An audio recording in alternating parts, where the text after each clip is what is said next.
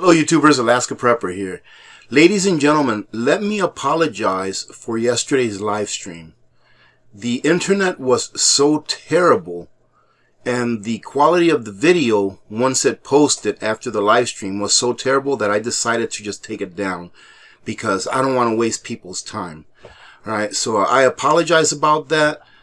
There's just not too much that I can do about that being where I live. Okay, it's one of the prices you pay to live in the part of Alaska that I live in, where there's really no internet coverage except for the limited coverage that you get with your phone, which is pretty much how I operate 100% of the time. Alright, so again, sorry about that. I really like hanging out with you all during our live streams, but I noticed that was such a terrible video quality that I didn't want to waste anyone's time, just in case anyone's wondering why I decided to take that down. Now, let's talk about this right here. The second Cold War is here, and supply chains will be the front lines. You know, I kind of like fell into my own trap. I was hoping that we were at a time where, with social media and technology being what it is, that most people would be awake to the fact of the things that we've been warned about several times by previous leaders. That wars are bankers' wars. That war is a racket. I thought that maybe enough people would be awake enough to realize that that's what war is about. However, the reason I say I fell into my own trap is because for years I've been saying that correlation does not equal causation, and causation does not equal correlation. Meaning what? Meaning that I've always told you that I'm a believer in cycles. I study cycles, and I've said in the past that we are in the war cycle, and that it doesn't matter what happens, that we will be having some kind of a war. And like I said, I was hoping that this time it would be different, but nature doesn't care who you are. Nature doesn't care about technology. It doesn't care about any of that. And I've talked about the Fibonacci sequence before, and about how nature is kind of like a cycle in itself, and it's a formula that always comes back around to the beginning, and all that kind of stuff, right? And I'm afraid, ladies and gentlemen, that I say this with a very heavy heart, but I'm afraid that, that maybe we are entering into, another war that will last a decade or longer. And that I say with a very heavy heart. It's a heck of a shame that us human beings just cannot learn. And it doesn't matter who, it doesn't matter where. It's a shame no matter where it happens. And it's probably another war that we here in the United States will be drawn into, if not already. So the only thing that we can do is to prepare for what's coming. To make sure that you can foresee the probabilities of what can happen, and those things that will affect you and your family and your neighbors and your community. I'm not going to talk about whether we should go to war or not anymore, because I've come to the conclusion that many will want to go to war. It is just the way it is. Many will want to go to war, and they will find excuses to say, this is why we should go to war. This is why, whatever it is, whether what the Russians are doing is justified or not. I'm not saying that what they're doing is right, not one bit. Absolutely not. I mean, people have already died. Soldiers have lost their lives. Mothers and fathers have lost their children. Wives have lost their husbands, and things like that. So absolutely not. War is not justified. What they're doing is not justified, in my opinion, whatsoever. I just don't want to see the sorrow of war come back to the United States again. However, like I said, some people would even disagree with what I just said right there. So I'm not going to fall into the trap of arguing back and forth. No, we shouldn't go to war. Yes, we should go to war. It is what it is. What's going to happen is going to happen. Can I stop this war? Probably not. Probably not. And the reason I say probably is because miracles do happen every day. But can I stop this war? Probably not. Can you stop this war? Probably not. What can you do? You can be as prepared as possible. Ask someone that lived through pre-World War II, knowing what happened during World War II, as far as people not having the things that they needed. So ask someone that lived back then, knowing what you know now, what would you have done different before they started rationing everything that you can purchase, before the value of your money went down. Ask them what they would do. And more than likely, I would say, just thinking out loud, that they would say, hey, I would have been better prepared. I would have had a full pantry. I would have had extra batteries, even though they probably didn't have batteries, like flashlights and stuff back then. And if they did, they were probably just starting out. But I don't really know about that. But they would have probably said, in other words, just be prepared. So that's what I'm going to talk about, ladies and gentlemen, is being prepared and trying to keep, our community abreast of the things that are going on that will affect your preparedness plans in the future. And as this title here says, supply chains will be in the front lines. Why is that, ladies and gentlemen? Wars are fights for resources. Either fight for land, fight for what you have on the land, and all those kinds of things. And as it says here, we are about to experience the most dramatic and unpredictable supply chain map we've experienced since World War II. And I would say, ladies and gentlemen, that it's probably even more drastic now than it was back in World War II, because our world is so intertwined. So usually when something happens in one part of the world, let's say a part of the world that produces, this product, it usually affects the entire world, because we are so intertwined economically and with the things that we export and import from each other. And like they say here, ladies and gentlemen, if this Russia and Ukraine conflict keeps spreading, all right, or the ramifications of it keep spreading, that we have a possibility as a world of a bifracturing, meaning a splitting up of the global economy, all right, in which geopolitical alliances, energy and food flows, currency systems, and trade lanes could split. It says here that during the First Cold War, the world was anything but flat. There were two worlds, the East and the West. That world is being recreated as we speak. And within it, Western companies will start to shift sourcing away from the East and more towards Western and neutral states. North American economic integration will become a new priority. And they say that surface transportation across the Eurasian continent will become more complex and possibly contested. Entire supply chains will be rewritten with new sources and patterns, all in the interest of corporate and national security. This will create massive volatility and unpredictability. And that right there, ladies and gentlemen, are the key words. Volatility and unpredictability. Why is that important for us going forward? That we understand that this new crisis or world event, whatever you want to call this, that's going on right now, will create volatility and unpredictability. Well, because if things get volatile, it means that day to day, you may not know whether you're going to be able to get something day to day or what the price of it will be day to day. Same thing with the unpredictability of it. So being stocked up, being prepared to have those things that you need, those are the things that we need to be concentrating on, as we've been talking about for years now. And this will also affect your pocketbooks, ladies and gentlemen. It is going to affect our pocketbooks for the years to come in more ways than one.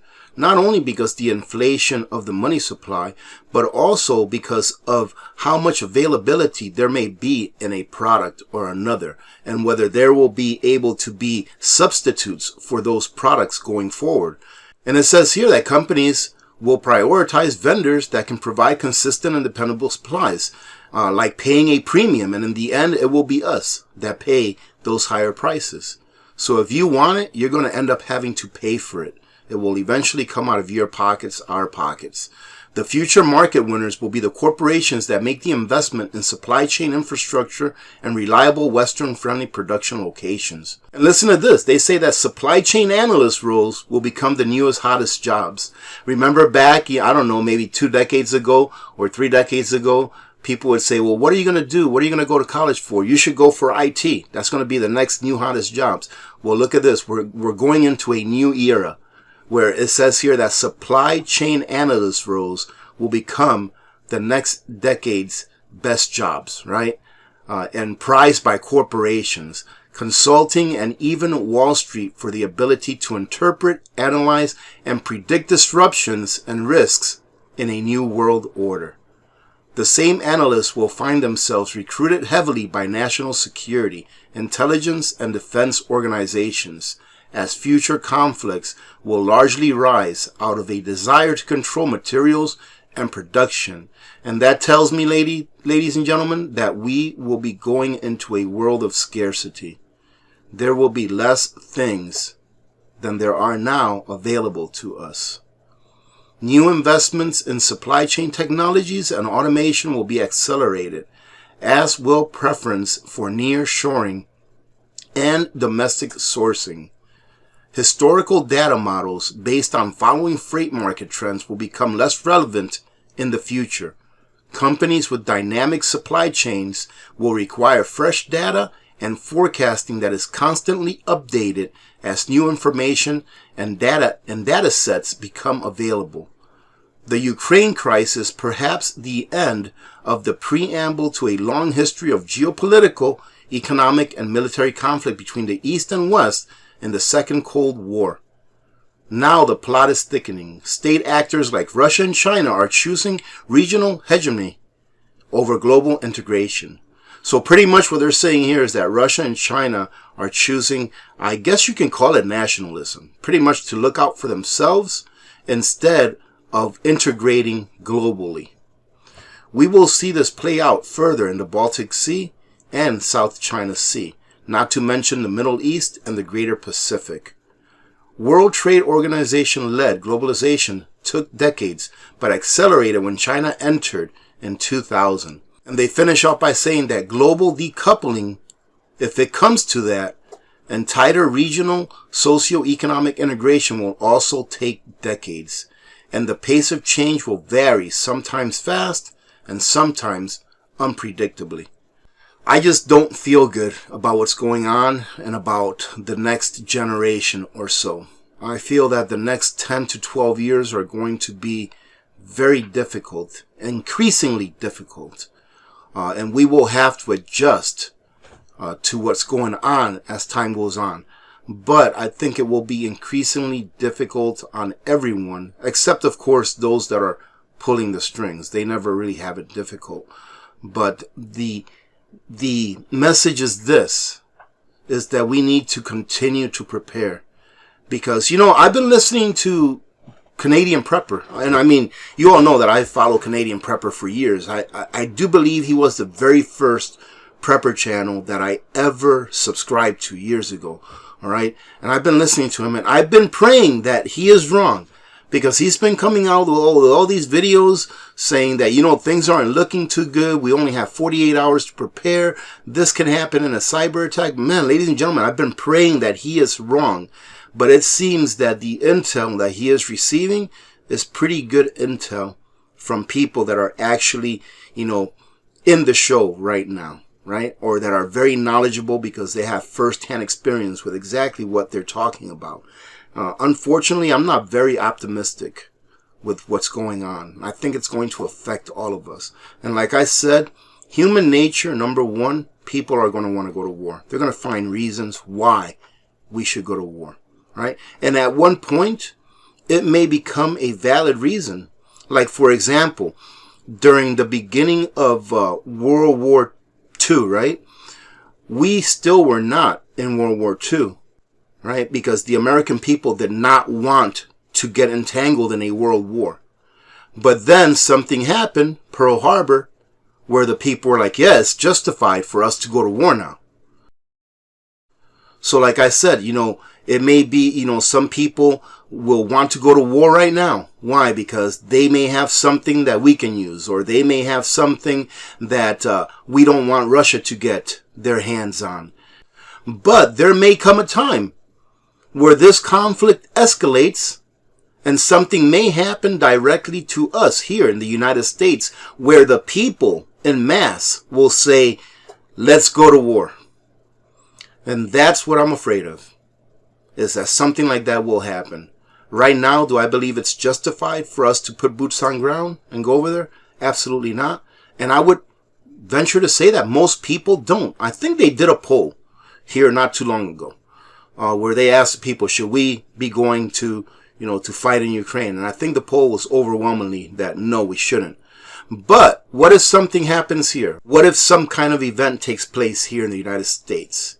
Right? And we think or know that it had something to do with one of the countries in the East that are participating in this crisis right now over there with Ukraine and Russia, whatever country it may be.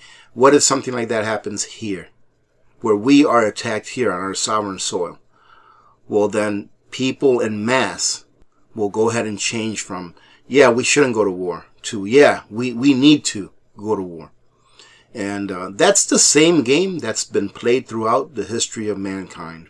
And I'm just afraid that it's going to play out again, and we will fall for it again like we always have. Well, ladies and gentlemen, I've always been a pretty optimistic person. I try to be more realistic than anything else, but it's just not really looking good.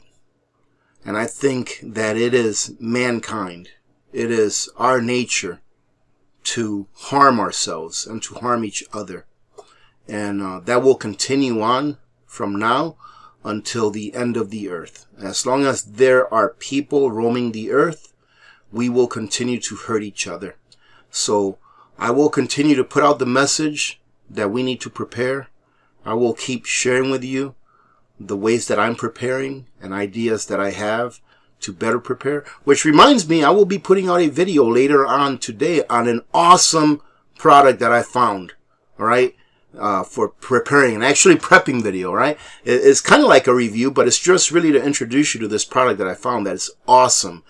So I'll be putting out that video. It should be a pretty short video because it's pretty simple to talk about. But anyways, I will be continuing to do that, but I'm not really going to be covering my opinions on what this war is about, because I don't want to fall into the trap of arguing with people as to why we should or shouldn't go to war. Because the fact of the matter, as I see it now, eventually we will end up in a war. Eventually we will, and it doesn't matter how much we argue about whether we should or shouldn't. We will. We are in the war cycle. Having said that, I hope you have a great day. Like I said, I will have that video out later on today, showing you a real quick review of a product that I found that is, in my opinion, pretty awesome. I'll let you guess what it is, all right? Knowing me and knowing what kinds of things I like, if you've been here for a while. Having said that, have a great day. Remember to be good to each other. When good people do good things happen. Remember to reach one, teach one, and repeat. If we all did this, the world would be a better place, and you know that it will be a better place. Many blessings to all of you and your families. I'm Alaska Prepper, and I'm out. God bless you.